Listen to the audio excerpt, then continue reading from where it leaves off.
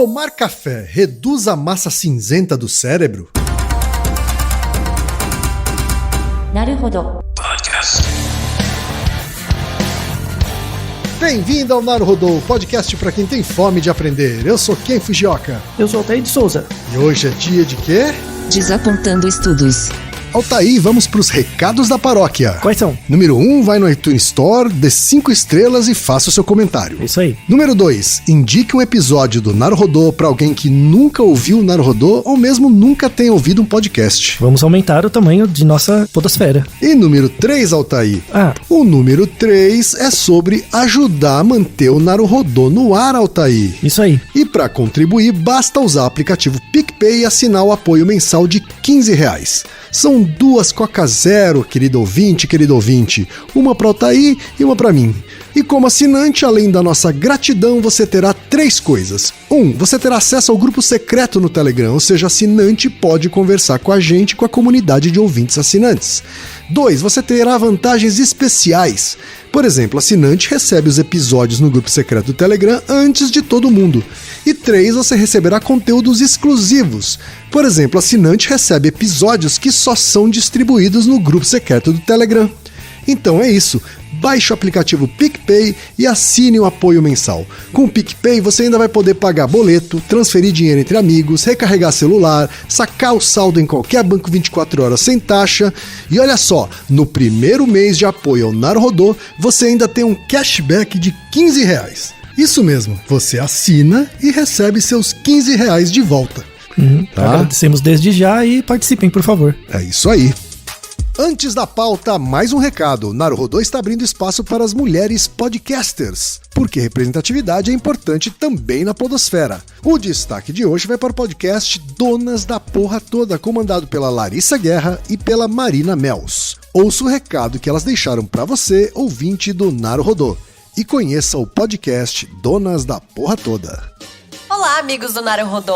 Meu nome é Larissa Guerra. Meu nome é Marina Mels. E nós somos o podcast Donas da Porra Toda. Por aqui a gente fala de empreendedorismo feminino, muito além do que tá na capa das revistas. A gente sabe que a gente não vai ficar rica, mas a gente sabe também que tem vários desafios que a gente precisa vencer todos os dias. E é sobre eles que a gente discute com histórias boas, convidadas incríveis e sempre um ponto de vista um pouco diferente do que a gente encontra por aí. Entre os temas que nós já abordamos estão, por exemplo, o síndrome de impostor, a solidão que é empreender, mudança de carreira e também assuntos mais leves, né? Como moda, como... Porque afinal, empreender tem seus perrengues, mas também é muito gostoso, é divertido e a gente adora. Então, para quem quiser conhecer a gente nas principais plataformas de podcasts e também no Twitter e no Instagram, /Donas da Petoda. Um beijo, pessoal. Até! E chegamos ao momento Alura, querido ouvinte. Eu sei que nessa época de isolamento social a gente é bombardeado o tempo todo com lives, webinars, cursos, e embora o senso comum tente nos convencer de que estamos em home office, a verdade é que estamos sendo forçados a ficar em casa e tentando trabalhar em meio a uma pandemia. Então meu recado é, antes de mais nada, vá com calma e cuide de sua saúde mental. Dito isso, pode ser sim um bom momento para dar uma acelerada em sua carreira profissional. E é para quem estiver a fim de fazer isso que eu quero falar aqui da Alura, a maior plataforma de cursos online do Brasil. Tem mobile, programação, front-end, infraestrutura de tecnologia, design, user experience, marketing digital, data science, inovação, gestão, tem para todos os gostos. E a Alura não é só uma plataforma, ela é uma instituição de ensino, ou seja, ela garante a qualidade dos cursos que são produzidos por ela mesma. E funciona de um jeito muito simples. Você tem acesso a mais de 1000 cursos com uma única assinatura. Agora a vantagem: ouvinte Naruhodo tem desconto de R$100. Mas para ter esse desconto, precisa acessar a seguinte URL, anota aí, alura.com.br/promoção/Naruhodo. Repetindo, alura.com.br/promoção/Naruhodo. Olá, ouvintes do Naruhodo! Meu nome é Karina Fagiani e faço parte da equipe comandada pela professora Débora Suchek, que está organizando a Semana Nacional do Cérebro da Unifesp. O tema escolhido para este ano foi Natureza e Cérebro. Entre os dias 15 e 21 de março, estaremos realizando diversas atividades como entrevistas, apresentações de artigos científicos, interações com alunos de escolas públicas e postagens em nossas redes sociais. Iremos conversar sobre como a relação com a natureza pode trazer diversos benefícios para a nossa saúde física e mental. O contato com ambientes naturais pode auxiliar na redução do estresse, na melhora do sono, do humor e da função imune, e ainda aumentar a nossa conexão social e a nossa sensação de felicidade. E em tempos de pandemia, no qual o isolamento social é de extrema importância para a preservação de nossa saúde, esse contato benéfico com a natureza pode ser feito inclusive dentro de casa. Quer saber mais? Visite nossa página no Instagram, @snc.unifesp, e fique por dentro de nossas atividades. Altair, temos pergunta de ouvintes, Altair. Muita gente gosta desse quadro Desapontando Estudos e faz tempo que a gente não fazia um, né, Kim? Agora chegou a hora. Verdade, apareceu um estudo curioso aqui, né? Sim. Mencionado pelo Rodrigo Brant, que mandou o e-mail pra gente. Que é do nosso grupo do Telegram. Exatamente, é um dos nossos apoiadores, tem 36 anos, é engenheiro de controle e automação, mas é aspirante a cientista de dados e fala de Belo Horizonte, Minas Gerais. Aê. Um abraço pra Minas Gerais, uai. Sim. Ele diz o seguinte: fala, meus queridos companheiros de ouvido, me deparei com essa notícia. Cafeína reduz a massa cinzenta do cérebro, mas não prejudica o sono, diz estudo. Eu sou um grande adepto do café, tomo uma quantidade razoável por dia, cerca de 450 ml, que são 340 miligramas de cafeína diária em média. É menos que o do estudo citado nessa notícia, mas tomo por anos. Recentemente parei de tomar café para controlar meu vício. Nos primeiros 7 a 10 dias tive muitas dores de cabeça. Será que era a massa cinzenta se recuperando? Eu não notei melhora na memória, mas não testei memória nem antes nem depois do teste. O que vocês acham desse estudo? Devo me preocupar e me abster do meu delicioso café para sempre? Nosso ouvinte Rodrigo é uma pessoa que tem uma inspiração científica, né? Ele já pensou em fazer autocontroles nele mesmo para ver o efeito do café, né? E tem também, Altair, um e-mail correlato, vamos dizer assim, do Paulo Monteiro, que é estudante de letras na IFF em Campos dos Goitacazes, Rio de Janeiro, né? Eu percebi que quando fico sem tomar café por muitas horas, eu fico muito irritado, ansioso, transpirando, mais dor de cabeça e outros sintomas de abstinência. Percebi também que ao ingerir grandes quantidades de refrigerantes, Coca-Cola, por exemplo, esses sintomas passam. Quando eu aumento a quantidade de água que eu bebo durante o dia, logo também urino mais, a vontade de tomar café também aumenta. Eu gostaria de saber como atua a cafeína no organismo e se realmente tem um efeito dependente. Olha aí, Altair, temos um 2 em 1, hein, Altair? Um perguntando sobre a dependência, se há dependência sobre a cafeína, e o outro falando sobre a abstinência. Né? Isso, e esse estudo, né? E esse estudo, se tem a ver a redução da massa cinzenta do cérebro. O que a ciência pode nos elucidar a respeito, Altair? Então, como vocês estavam sentindo falta de nos apontando estudos, esse é um exemplo bem clássico, assim. Vamos deixar na descrição o artigo original, da Cerebral Cortex, que é uma revista muito boa, aliás, junto com o primeiro artigo de divulgação em inglês, né, que saiu do AFL Science, e depois foi traduzido para o português pelo Canaltech. E aí, essa notícia em português, principalmente com esse título, né? Então, vou até pedir para o Ken, Ken, lê primeiro o título da notícia do que saiu no post do Canaltech, por favor. O título é: Cafeína reduz a massa cinzenta do cérebro, mas não prejudica o sono, diz estudo. Isso, esse é o título da mensagem em português, né? Isso veio, inclusive eles referenciam no próprio post em português, eles referenciam da onde eles tiraram a informação anterior, que é desse site, a AFL Science, que é muito bom, aliás. Aí eu vou pedir Ken para você ler, de uma forma traduzida, o título da notícia em inglês. Daily caffeine intake changes the structure of your brain, study finds. Ou seja, consumo diário de cafeína muda a estrutura do seu cérebro, diz estudo. Isso. Bem diferente, né? É um pouco diferente, não é? Um pouquinho, né, Altair? Isso. Percebeu o efeito do marketing ali, né? Eita, nós. Né? Eu acho que é menos que marketing. Essa aí realmente é o jornalismo baseado no clickbait, viu? Exatamente. É bem clickbait assim mesmo, né?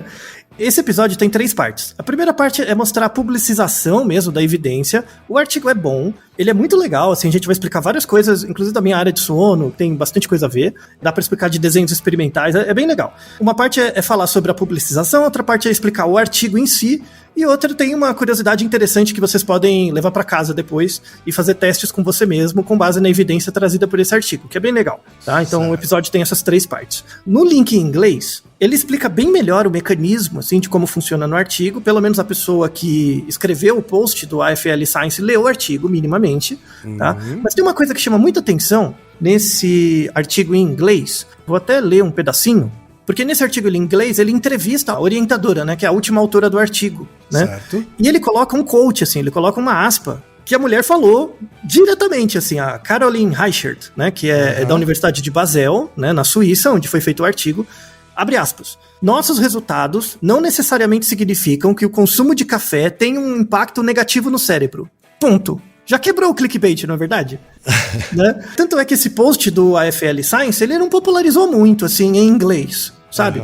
Eu procurei, saiu uma ou outra coisa, mas não saiu, tipo, no The Guardian, não saiu uma coisa maior, sabe?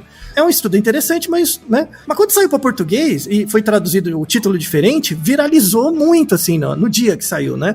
Sobretudo entre grupos de programadores, né? O pessoal de programação começou a falar, canal no YouTube grande de programação, os caras começaram a mencionar o estudo e tal, mas mencionou a citação em português, não foi no original minimamente, né? Nem muito menos leu o artigo. Então, tem detalhes, né? Tem minúcias, assim, de novo, é um trade-off, sabe? É uma coisa complicada mesmo, porque assim, se você escreve o artigo de uma forma mastigada, porque o artigo é bem técnico, se você escreve ele de uma forma mastigada, o pessoal lê e fala, né? Mas não dá vontade de compartilhar, né? Porque não é zoeira.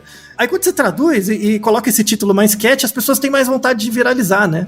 E como o site depende dos anúncios, e os anúncios você tem uma maior chance de clicar no anúncio quando mais cliques você dá no site, você vê que o modelo de negócio atrapalha a divulgação científica, né? Sim. Então, assim, uma coisa importante, a culpa não é de quem escreveu o artigo em português, nada disso, nada contra. Mas é o modelo de negócio. Pra variar, né, Otávio? Pra variar. Então, publicidade, né? Inferno. Eu não consigo, eu tento não. Aqui é o jornalismo, nem vem falar da publicidade. Tá bom, desculpa. Aqui é jornalismo mal feito. Desculpa. Mas é que assim, é o modelo do negócio que eles têm que se sustentar minimamente, né? Então, como a gente não tem formas de oferecer outras formas de redução, desse tipo de efeito, fica difícil mesmo, né? E no fundo, assim, do ponto de vista local, é uma notícia, toma café, diminui seu cérebro e tal, encolhe ele, aí você manda como uma piadinha, vira um buzz de um dia e depois passa, né? Quando são essas notícias mais simples, assim, né? Então tem, sobre café, tem um monte de coisa, café faz bem, café faz mal, aí vira meio fofoca do dia a dia, sabe? Só pra fazer uma alegria, assim. Claro. Mas no médio e longo prazo, dependendo das informações que você transmite, isso cria uma mensagem latente na opinião pública que pode ser muito negativa. Sim, verdade. Né? Então, por exemplo, café é meio... tá bom, né? Tipo, vou continuar tomando meu café ou não, enfim, tá tudo bem, né? Mas quando você fala de coisas mais ligadas à saúde, e um dia sai uma publicização de uma notícia de um remédio, sei lá, uma coisa que faz bem, no outro dia que faz mal, cria uma sensação ambígua na opinião pública. Que é uma coisa que aconteceu durante muito tempo com o ovo, não, Thay? Isso, a gente tem um Naruhodo sobre isso, aliás. Exato, ovo faz bem ou faz mal, ou faz bem ou faz mal. Sim, é a mesma coisa. Então, mas pensando até uma coisa de saúde pública mesmo, um remédio, ou mesmo vacina, coisas desse tipo, se eu tenho uma maior probabilidade de ser aderente a tomar vacina, essas notícias me afetam de um jeito, né? O ruído delas. Tipo, eu vou continuar fazendo o que eu acredito. Só que se eu sou anti-vacina, isso também gera um efeito. Tá vendo? Ninguém tem certeza, tem esse estudo que diz que sim, esse que não. Então, coisas que são consensuais na ciência, por conta desse ruído lançado na mídia, como uma forma só de ser bait-click, né, uma coisa bem local, assim, só para ganhar um dinheiro, acaba gerando efeitos nefastos a médio e longo prazo. Então a gente tem que repensar o modelo de negócio. Esse modelo de negócio é muito nefasto para a propagação de notícias ligadas a fake news, que é a área que me importa, que é a saúde. Sabe, o resto, política, dane-se. Mas saúde é uma coisa que me incomoda pessoalmente, assim. Né? Infelizmente, né, Otávio, a política afeta bastante a saúde pública. É claro, é relacionado, né? É relacionado. Mas tem coisas que são baseadas em evidência e são consensuais na área acadêmica. E a gente tem que transmitir para a população, falar, não existe dúvida sobre isso. Talvez esse aspecto, um detalhe, alguma coisa, tudo bem. Mas não tem dúvida, tipo, é recomendado, pode fazer. E aí essa propagação de notícias traduzidas com bait clicks, assim, acaba gerando um ruído e a pessoa comum não sabe diferenciar um artigo científico de um post num jornal sério de um post para ter bait click. Né? Não sabe fazer isso. Isso é uma coisa que vai levar décadas na educação escolar. Você tem que mostrar isso nas aulas de português, por exemplo, na escola. Mas essa geração não vai pegar. Então essa primeira mensagem é algo muito importante, assim, de ser publicizado. Aí a gente tem várias curiosidades sobre o artigo. O artigo é realmente bom, é muito interessante. Mas antes, Kim, você gosta de café? Como é o seu histórico com café, assim? Eu adoro café. Toma muito? Então, tem épocas que eu tomo mais, né? Especialmente em épocas com um trabalho mais agitado, né? E épocas que tomo menos, né? Acho que tem a ver bastante com a rotina. Quando você trabalhava em agência, você tomava mais? Ah, certamente. Certamente porque era mais agitado, né? Era mais disponível, né? Sempre tava ali, meio mais ou menos, né? Também. Não, a disponibilidade ainda é alta pra mim também, porque eu tenho uma cafeteira elétrica. Então, aí é fácil, né? Então é fácil, mas eu acho que tem uma influência do ambiente, né? Todo mundo vai lá tomar o café e tem a parte da socialização. Tem o cafezinho, né? É diferente de home office, né? Você toma seu café sozinho e tal, é um momento mais contemplativo, enquanto que no escritório é um momento de socialização. E no caso, no seu histórico como fumante, você associa fumar com café? Sem dúvida. Dá vontade? Diretamente. Uma coisa dá vontade da outra. Isso, uma puxa a outra, né? E vice-versa. Então, em relação a isso, a associação entre café e fumo não é uma associação química, assim, não tem uma causa material direta, é muito mais comportamental mesmo, né? Sem dúvida, deve ser construído, não é toda pessoa que tem uma associação entre fumar e café, assim, diretamente. Mas falando um pouco ainda sobre a questão do fumar e tomar café, eu acho que tem muito a ver com o fato de, especialmente hoje, né, que o fumante ele precisa se isolar para fumar. Então os dois acabam sendo companheiros simultâneos daquele momento contemplativo individual. E você toma mais café coado, café expresso?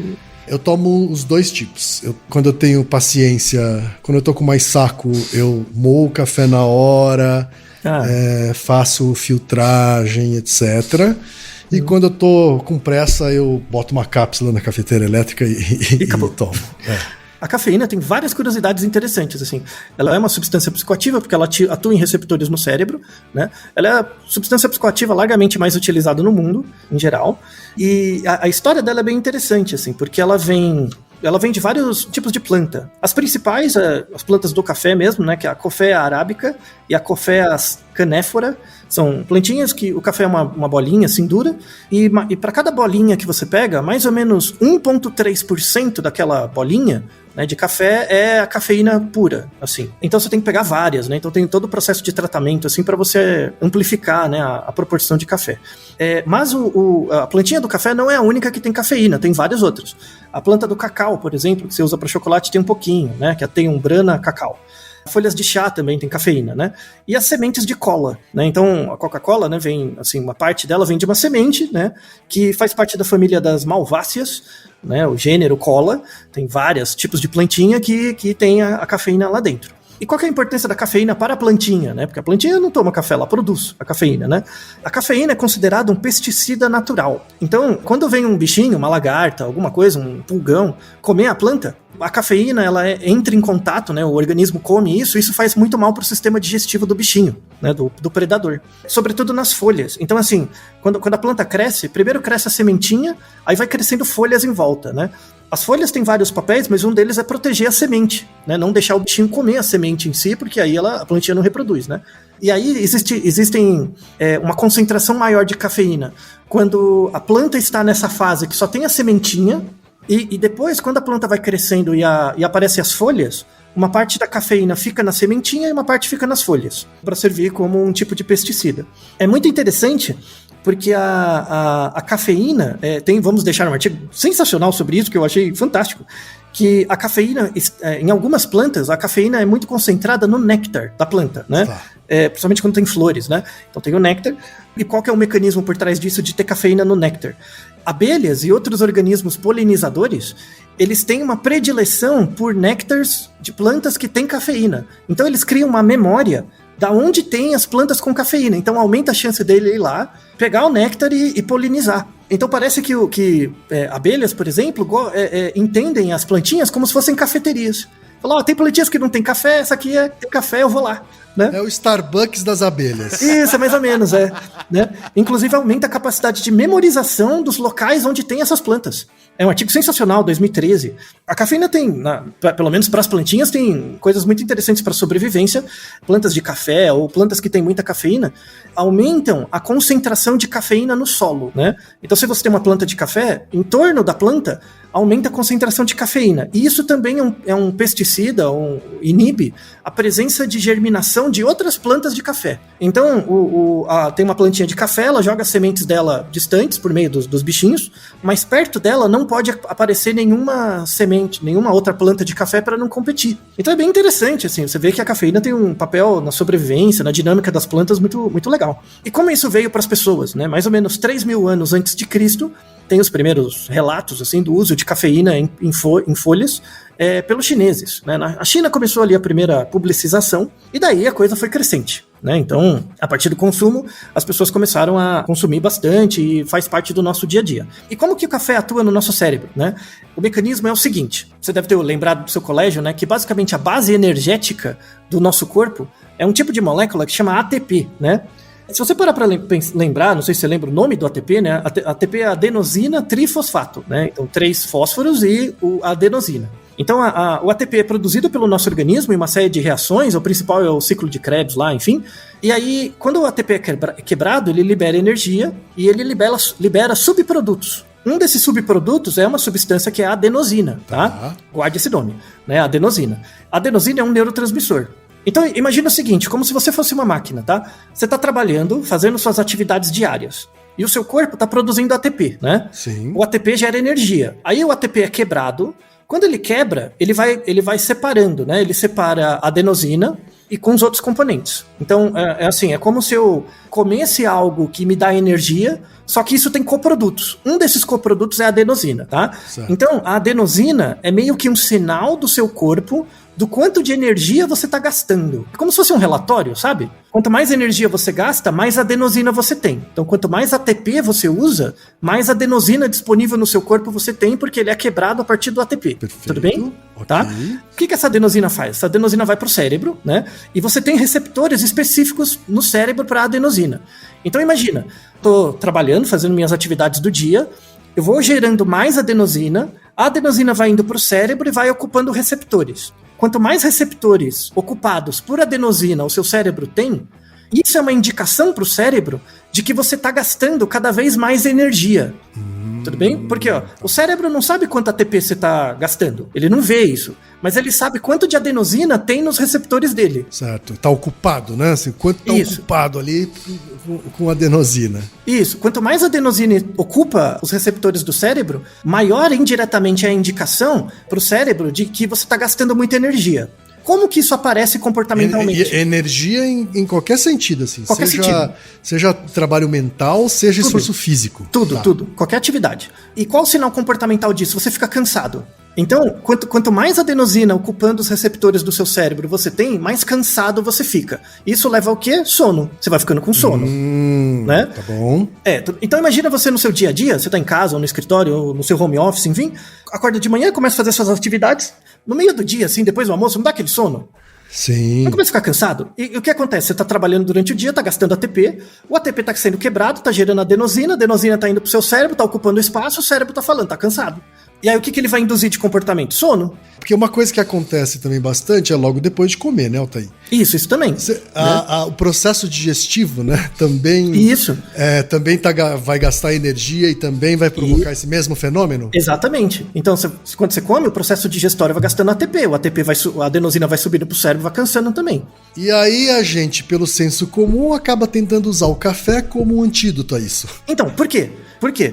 A molécula da cafeína tem um radical muito parecido com o da adenosina, né? Só que assim, imagina um radical, né? É como se fosse um encaixe, tem a parte de cima e a parte de baixo. A parte de baixo, que é a que encaixa no receptor do cérebro, é igualzinho a da adenosina. Então a cafeína vai pro cérebro, ocupa esse lugar que a adenosina queria entrar, e o café entra, né? A cafeína entra. A parte de baixo encaixa certinho. Só que a parte de cima não, né? Então o que acontece? É como se a cafeína ocupasse o lugar da adenosina, mas não manda o sinal pro cérebro, tipo, tô cansado. Entende? Então ela não gera o mesmo efeito, não tem a função, né? Ela ocupa o lugar e fala, não sei que cansaço é esse. Então ela meio que engambela o cérebro, né? É uma enganada, então. É uma enganada. Porque ele tá ocupando um espaço que deveria estar sendo ocupado pela adenosina. Isso, pra avisar. Ó, você tá cansado, E aí, por isso que você fica mais desperto, né? E eu imagino que esse efeito também seja meio temporário, né? Muito bem, ele é temporário. Porque eventualmente vai sendo degradado e a adenosina está produzindo o tempo todo, né? Porque você está usando energia o tempo todo. Então a ideia é essa. Então uma hora a cafeína sai, a adenosina vem, e aí eventualmente você vai ficando com sono. Aí o cara vai lá e toma outro café.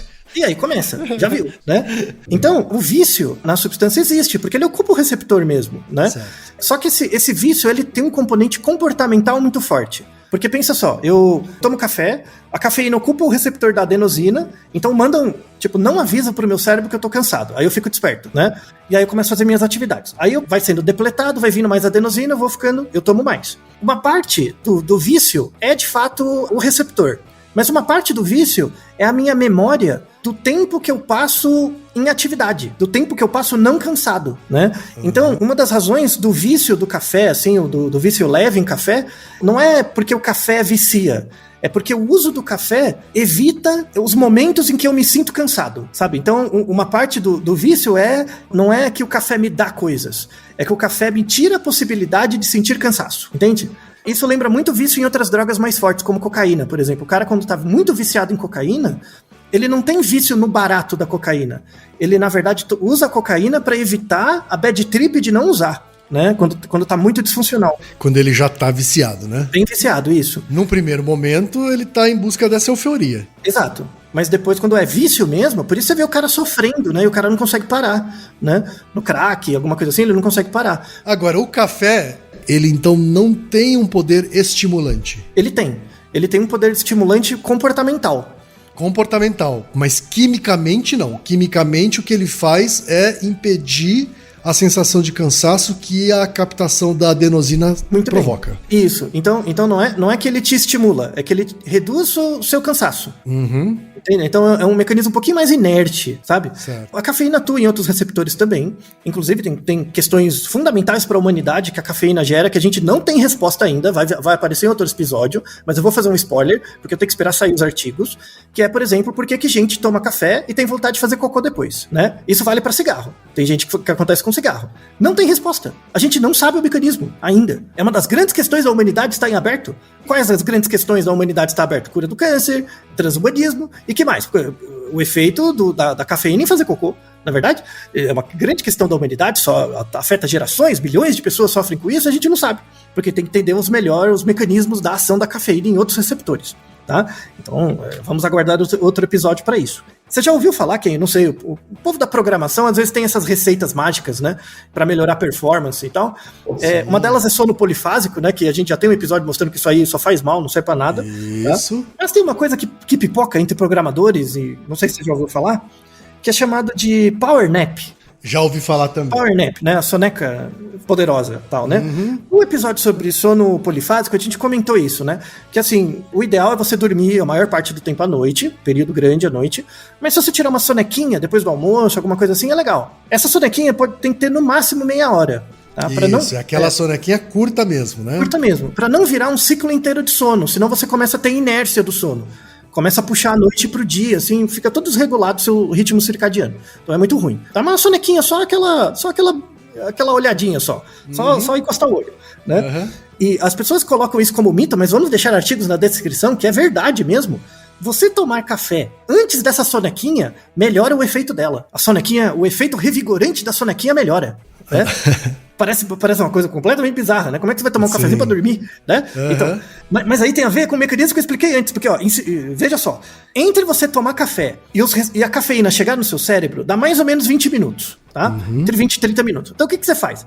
Faz o café, toma, né? Agora, e logo depois vai dormir. Você toma imediatamente Em antes seguida, né? Em logo seguida. depois, 2 minutos depois você já deita, né, pra encostar. Então toma um cafezinho e tal. Quando você começar a dormir, a cafeína não chegou no seu cérebro. Então, só que assim, esse efeito do power nap funciona quando você tá cansado. Então imagina um dia que você tá trabalhando lá durante o dia e você realmente tá batendo o olho, sabe, à tarde. Assim, realmente cansado, né? Não funciona, se você não tiver cansado, tiver mais ou menos, não funciona. Você tem que estar cansado mesmo, privado, né? Aí você vai lá, toma um cafezinho, né, uma dosezinha pequena, um expresso ou um copo, né, no máximo 100 ml, assim, uma coisa assim, deita. Aí, o que o seu cérebro vai estar? Cheio de adenosina, né? Porque você gastou muita energia, os receptores vão estar utilizados. Quando você dorme, você produz menos ATP, então você produz menos moléculas de adenosina, né?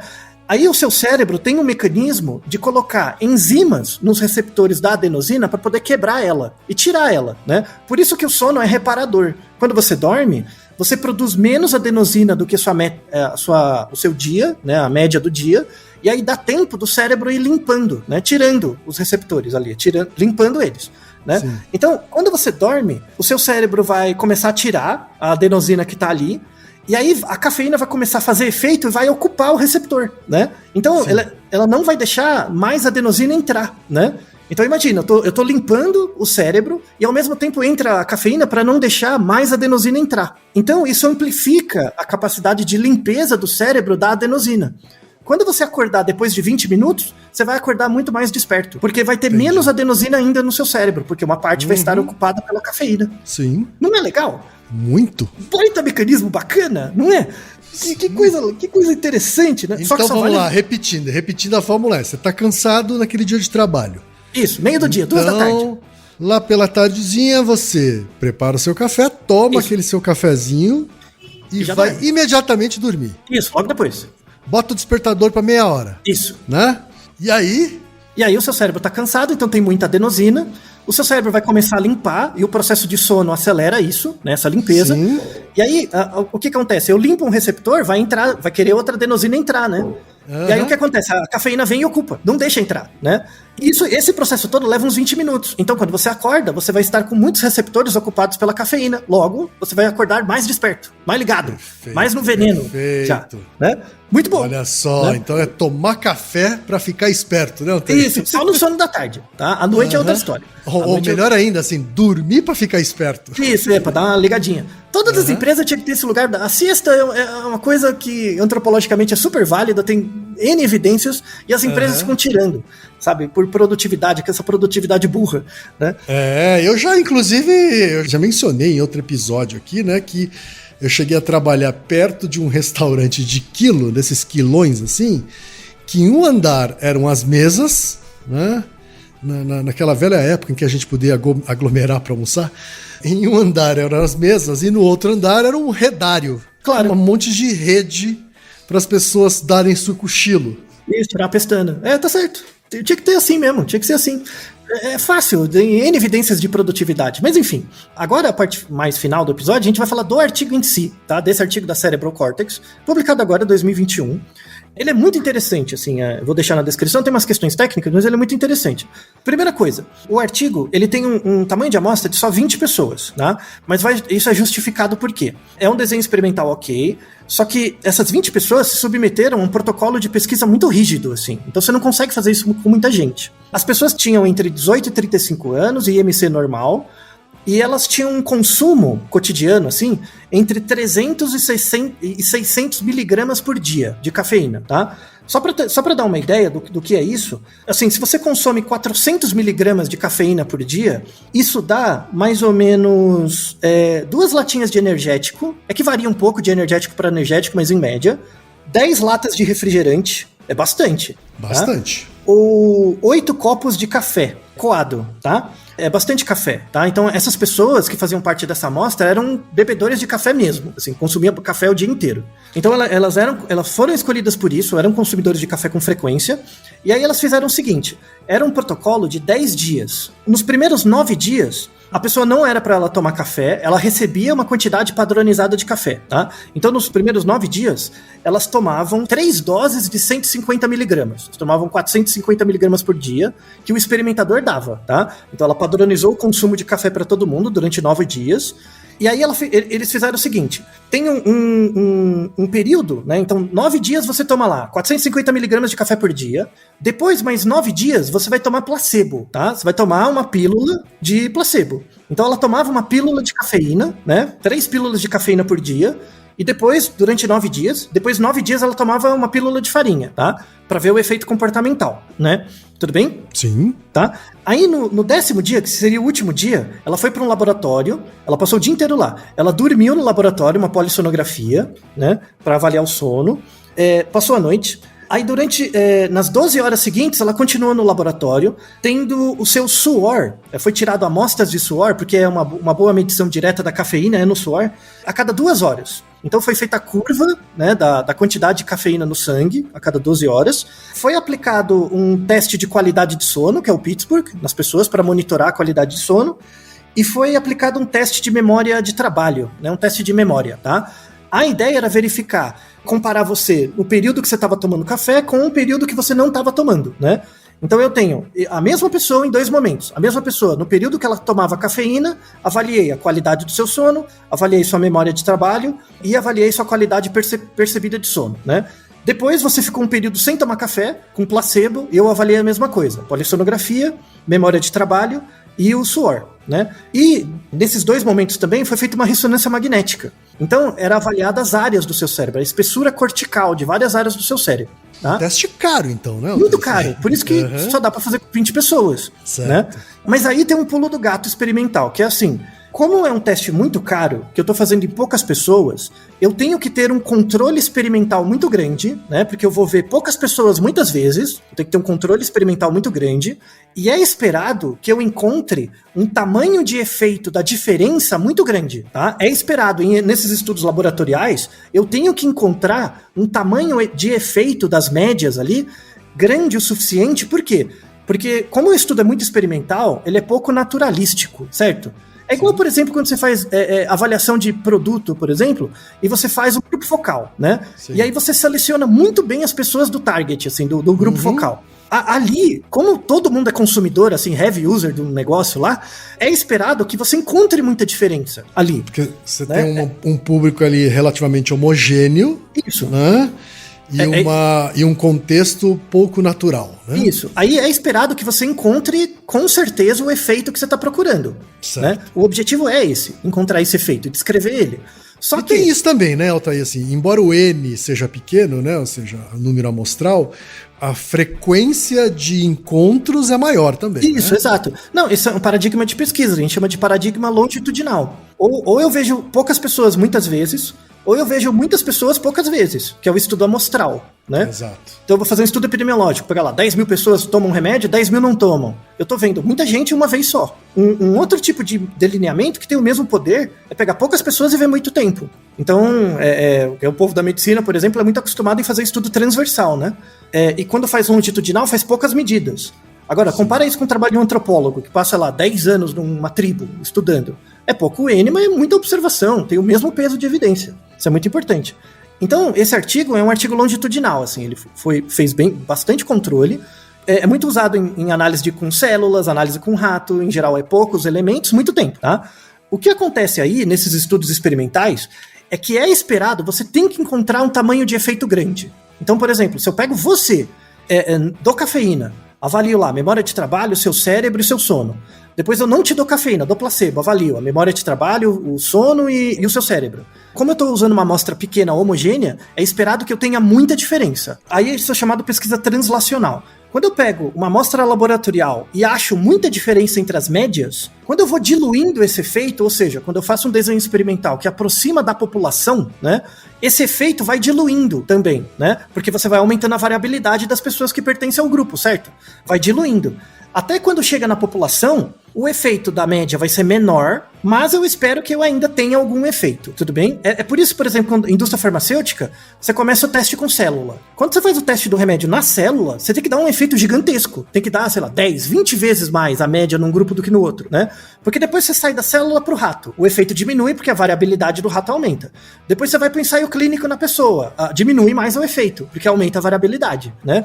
Até você chegar na população toda, onde aparece um efeito, mas é muito menor do que no estudo molecular. O grande problema desse artigo, e de novo, não é um problema dos autores, é da publicização, é você pegar um artigo molecular, né, de um estudo experimental, e fazer uma inferência para a população, sem discutir essa variabilidade que você vai estar perdendo quando você tira do cara que faz parte do estudo e coloca pro seu José, qualquer. Isso é nevrálgico, tá? Isso é fundamental. É a falta de controle da variabilidade. Sim. E aí, quando eles fizeram o estudo, né?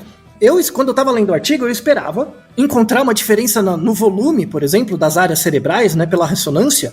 Porque se ele fala que diminui, né? A área cerebral, área cinzenta, você tinha que esperar uma diferença grande no volume, né? Sim. A diferença o tamanho de efeito da diferença foi de 0,003 unidades. Caramba. Foi quase zero, tá? Ou seja, se num estudo mega controlado, com N variáveis, as pessoas, tudo, falta só prender a pessoa pra controlar. Eu acho uma diferença tão perto de zero, né? O que você pode dizer quando você joga esse resultado na população? Vai ficar nulo. Sim. Né? Na prática, no tamanho de efeito real, vai ficar nulo. Vai ficar mais diluído do que princípio ativo homeopático. Pois vai ficando um efeito de placebo, né? Uhum. Então, e os autores têm consciência disso, a discussão é sensacional, tá? De novo, o problema é a divulgação. Tá? O problema é a divulgação, os autores não têm nenhuma culpa. Inclusive, eu coloquei no post uma entrevista que fizeram com a autora, que foi publicizada pela própria Universidade de Basel, tá no site da Universidade de Basel, e ela fala, eu não tenho nada a ver com isso, o que estão falando aí do meu estudo por aí não é o que eu disse no artigo. Ela mesma fala, a autora. O artigo da AFL Science menciona isso, mas o artigo da Canaltech despreza. Então isso é importante, tá bom? Não põe a culpa na coitada da autora. A autora é boa, os autores são legais, fizeram um trabalho bem legal, tá? Então beleza. E aí tem resultados interessantes em si desse artigo, que é assim, inclusive a introdução é sensacional também, eu gostei muito do artigo, que eles falam o seguinte, qual que é o mecanismo? Né? Eu já expliquei o mecanismo da ação da cafeína no cérebro. Por que eles resolveram estudar redução de massa cinzenta, né, e café? Né?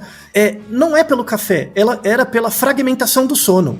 A ideia é a seguinte, isso já tem muita evidência, vamos deixar vários artigos na descrição. O mecanismo que eles descrevem é o seguinte, por que eles resolveram fazer um estudo sobre cafeína e redução de área cinzenta, né, do cérebro? Já temos muitas evidências que mostram que existe uma redução significativa do número de neurônios, né, porque a massa cinzenta do cérebro é onde ficam os núcleos dos neurônios, tá? E a substância branca é onde tem os axônios, né, a ligação entre os neurônios. É a substância branca e a substância cinzenta onde ficam os núcleos.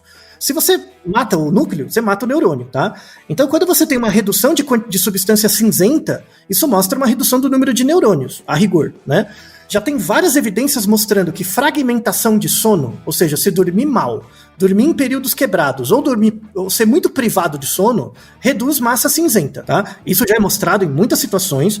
Temos 3 naruhodos que falamos de distúrbios do sono, e esses distúrbios do sono são associados com redução de massa cinzenta, que é a insônia, né? A gente tem o naruhodo 188, que é se contar carneirinho faz você dormir mais rápido. A apneia do sono, que é um episódio em homenagem ao Reginaldo também, que é o 256, que é porque roncamos. E a narcolepsia, que é o episódio 156 sobre paralisia do sono, tá?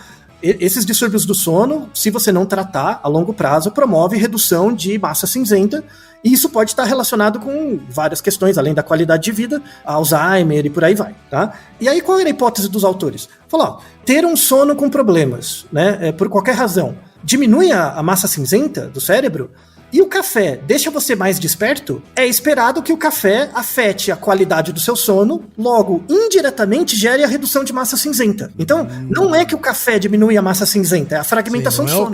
Não é o café diretamente, mas sim aquele efeito que a gente já comentou em outro episódio sobre a falta de sono. Isso, que é o sono polifásico, é a fragmentação do sono, né? Então, e aí eles viram que nunca foi testado isso. Então vamos testar, né? Ótimo, muito legal, né? Fizeram um estudo muito bem feito e mostraram o seguinte, o resultado muito interessante, que eles encontraram redução, né? No período que estava tomando café, encontraram redução do volume, né, de área cinzenta, principalmente no lobo temporal medial direito, né? Que fica do lado da sua cabeça, do lado direito. E uma área muito importante do lobo temporal medial direito é o hipocampo. O hipocampo é uma área que tem grande taxa de reprodução celular. Tem muitos neurônios nascendo e morrendo ali no hipocampo, né? Isso mostra que o efeito da cafeína ali na redução daquela área é local, né? Dura pouco, porque rapidamente você repõe de novo. E esse é o principal achado deles. Aí eles foram ver, então, se quando você está tomando café, você tem redução do volume da área cinzenta no lobo temporal medial direito, que é por causa do hipocampo, vamos ver a qualidade de sono na polissonografia, né? E aí o que eles viram? Que não teve diferença. Então, o período que você estava tomando café e o período que você não estava tomando, teve redução no volume da área, mas não foi por causa da qualidade de sono, porque a qualidade do sono estava preservada igual. E aí eles ficaram com uma dúvida, né? Tipo, o modelo teórico deles, mas era esperado, né? Então, se a cafeína diminui a qualidade, deixa você mais desperto, diminui a qualidade do sono, é esperado que afete o sono, né? Sim. E não afetou, né? E aí eles foram atrás disso, foram ver isso, e eles acharam um negócio muito legal. Que é o seguinte, o café, vamos deixar uma meta-análise, vamos deixar várias referências a respeito. Muita gente fala que café é bom para habilidade cognitiva, aumenta sua memória, aumenta várias coisas. Vamos deixar alguns artigos que dizem que sim, e alguns artigos que dizem que não, tá? O que a gente tem por consenso é que, assim, o café não altera seu padrão cognitivo, né? Ele deixa você mais desperto, e isso melhora o seu padrão cognitivo, porque você tá mais prestando atenção, né? Você não tá tão cansado. E o que eles colocam no final é que tem uma variável de controle que eles não colocaram. E isso meio que afeta o resultado, né?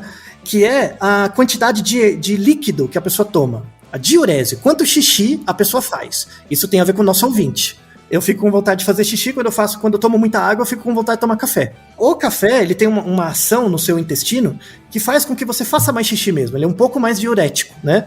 E tem um problema nesse artigo que é muito das minúcias mesmo, que eles não controlaram a quantidade de água que as pessoas tomam, né? Então, não dava pra saber se quando você estava tomando cafeína, você estava tomando mais água, e quando você não estava tomando cafeína, você não estava tomando menos água. Porque qual que é o efeito da desidratação no seu cérebro, né? Quando você está desidratado, como é que eu sei no seu cérebro? Diminui a área cinzenta. Olha só, a desidratação também tem como consequência a diminuição da área cinzenta. Sim, mas não diminui o tamanho dos núcleos, não diminui a quantidade de núcleos dos neurônios. Diminui, na verdade, o tamanho da área vascular. Diminui o tamanho das veias que irrigam a massa cinzenta. Mas assim, na tomografia parece igual. Parece que é um encolhimento igual. Assim, isso, exato. Só que você não sabe se é por causa do neurônio ou por causa da falta de água, né? Olha só. É muito bonito. Então quer dizer, o café não afetou a qualidade do sono. Isso. Mas ainda assim houve redução da massa cinzenta, mas não foi por causa da qualidade do sono, já que ela não foi afetada, e aí descobriram então que tinha a ver, na verdade, com hidratação. Isso. Então a cafeína não reduziu a quantidade da área cinzenta, mas não reduziu o número de neurônios. Reduziu a área porque estava com menos água. Né? Então, o negócio... E de novo, lembra do tamanho do efeito que eu coloquei, é 0,003, né? É um efeito ridiculamente pequeno na redução da área. Muito pequeno. Quando você joga na população, vira tipo benzedeira, tá? Não. Então, mostra que... Não dá nem pra atribuir a cafeína, né, Altair? Exato, não dá. Sabe, era importante ser testado, o artigo é muito bom, vale a pena a leitura, quem for da área, muito legal. Só que assim, foi o que a autora falou no artigo. Falou, a gente precisava dessa evidência experimental, não tinha artigo mostrando isso, a gente testou, viu que o efeito era muito pequeno, e é isso, sabe? E tá bom, né? Testamos, alguém precisava fazer, a gente fez, o artigo tá bem feito, e é isso, né? Então, pra encerrar o episódio, quais são as resoluções que a gente deixa pras pessoas, né? Quer tomar seu café? Tome. Não tome demais, né? Então, vamos deixar também um artigo que mostra, assim, 400 miligramas de cafeína por dia é bastante, sabe? Tipo, 10 copos de café, velho. É muita coisa. Então, assim, e você tem efeitos da falta da cafeína, né? Porque você tá acostumado, você tem efeitos mesmo. Gera irritabilidade, gera dor de cabeça, às vezes pode dar problemas de insônia, dependendo do horário que você toma o café, né? Aumenta, você faz mais xixi, porque o café te deixa retido, e aí você faz mais xixi, né? Pode gerar tremor em algumas pessoas. Então, o que se recomenda é que, assim, você tá tomando muito café, diminui a quantidade e porciona melhor os horários, sabe? Ao invés de tomar toda hora, reserva horários para tomar, né? Um dos horários é esse power nap aí à tarde, né? E no finalzinho da tarde, assim, no começo da noite, antes do primeiro ciclo de melatonina, assim, antes das 9 da noite, você toma um também, né? E tá bom, então diminui o volume e escolha os períodos que você vai tomar, né? Geralmente você sofre com um pouquinho de abstinência, mas em 10 dias, 12 dias melhora. É normal. Uma última informação, a gente tem que tomar muito cuidado com pastilha de cafeína. Sabe, esses comprimido de cafeína que o povo toma para ficar acordado, né? Que é muito concentrado. Pastilha ou comprimidos de cafeína podem fazer muito mal. Esses eu nunca tomei, Altair. Não tome, assim, porque ele é muito concentrado. É tipo aqueles shots de energético que tem, né? É até mais que isso, assim, quando você compra o comprimido mesmo, uma colherzinha, né, às vezes eles vendem em pó, assim, uma colherzinha vale por 28 copos de café. Então você não tem noção do quanto você tá tomando, né? Então não é muito bom, tá? Às vezes você tomar cafeína demais pode reagir com outros medicamentos, sobretudo medicamentos à base de efedrina, que é muito usado em descongestionante nasal, né? Às vezes você usa muito descongestionante, porque você tem rinite, e aí você toma muito café também, pode dar palpitação, aí você acha que você tá ficando ansioso, na verdade é porque você tá pareando remédios que são concomitantes, tá? Tem que tomar cuidado com isso. Então, esse episódio é um episódio informativo, assim, tem a questão da divulgação, mas para você observar a sua relação com o café. Café é muito legal, é uma substância histórica, assim, tem muita gente que dá para contar a história de vários países pelo café, mas, de novo, a questão não é o consumo, é a quantidade, né? Então, você sorver café em momentos especiais ou momentos sempre consistentes, esperados, depois do almoço, né? Aquele cafezinho depois do almoço, aquele cafezinho num certo momento, torna a sua vida com uma melhor qualidade. E tentem testar essa ideia do power nap à tarde, sabe? Vamos deixar uns artigos na descrição, parece que tem bons efeitos, mas só por meia hora. Não dorme mais por meia hora, porque vai acabar com o seu sono, tá? Tá certo, então. Então espero que vocês tenham gostado. Agora vocês sabem tudo sobre o efeito do café no cérebro e tem mais assunto para a sua conversa de bar virtual a partir de agora. É isso aí. E Naruhodô, ilustríssimo ouvinte. E você já sabe, aqui no Naruhodô, quem faz a pauta é você. Você tem alguma pergunta pra gente ou quer comentar algum episódio? Escreva pra nós. podcast@naruhodô.com.br. Repetindo? podcast@naruhodô.com.br. E lembre-se, mande nome completo, idade, profissão e a cidade de onde você está falando. É isso aí. Naruhodo. Esse podcast é apresentado por b9.com.br.